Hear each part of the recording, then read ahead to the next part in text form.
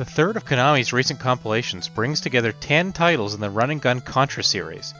Despite, or possibly because of, their difficulty, Contra became a household name in the late 80s and early 90s at the height of its popularity, and it is this period that Contra Anniversary Collection focuses on. Cooperative play, weapon power-ups, and plentiful bosses can be found throughout the collection, and I'm happy to report that Konami Code, among others, is still alive and well, and you're probably still gonna need it. Because all 10 Contra games are quite similar, it's worth running through their general structure and gameplay. Levels alternate between side-scrolling segments where you run from left to right, shooting enemies, avoiding bullets, and taking down bosses, and top-down or pseudo-3D segments that throw similar obstacles at you from a new point of view.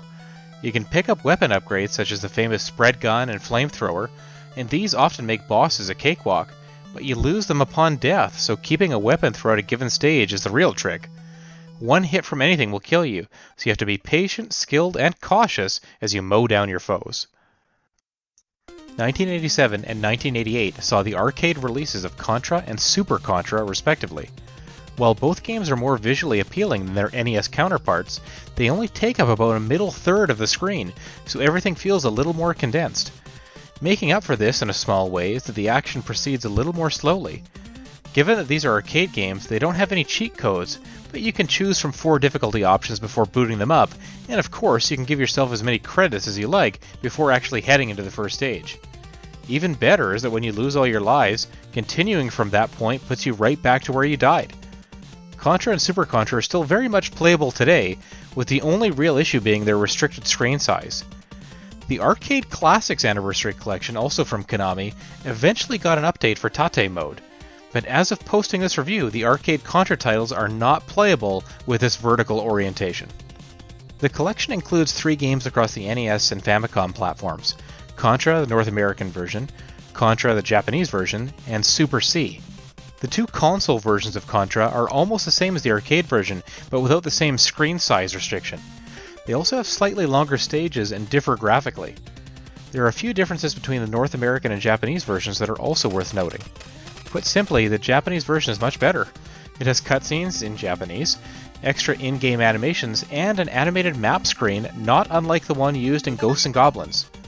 Super C, on the other hand, differs more significantly from arcade Super Contra, on which it is based.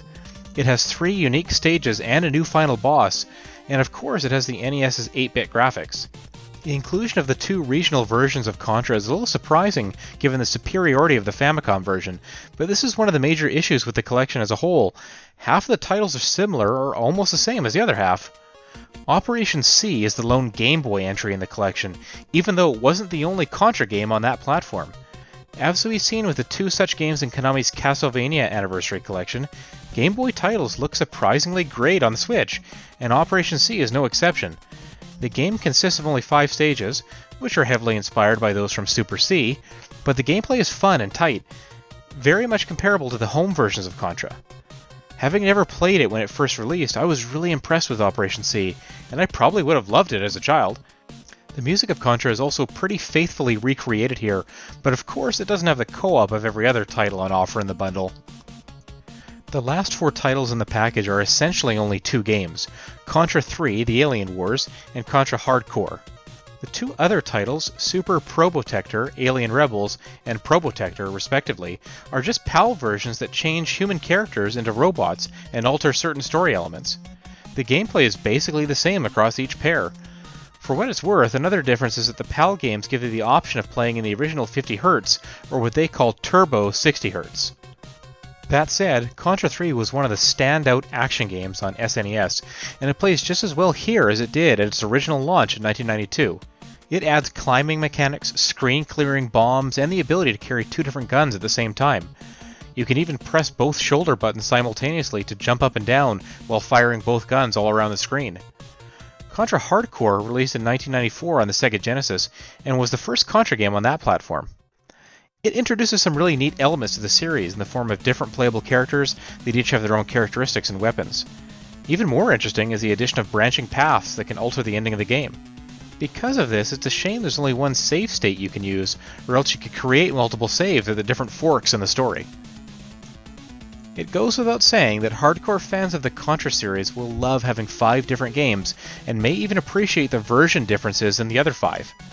There's also a bonus book here that contains interviews, artwork, and other historical documents, including an official timeline and a brief summary of Contra weapons. Konami recently added in 6 more Japanese versions too. Nonetheless, it would have been nice to see a spin-off like Contra Force, or even Contra the Alien Wars for Game Boy, rather than the incredibly similar PAL versions we did get. Button remapping is another frustrating omission. Overall, this is a solid collection of classic action games that have enjoyable boss fights and provide a great challenge, but it doesn't feel like a definitive compilation.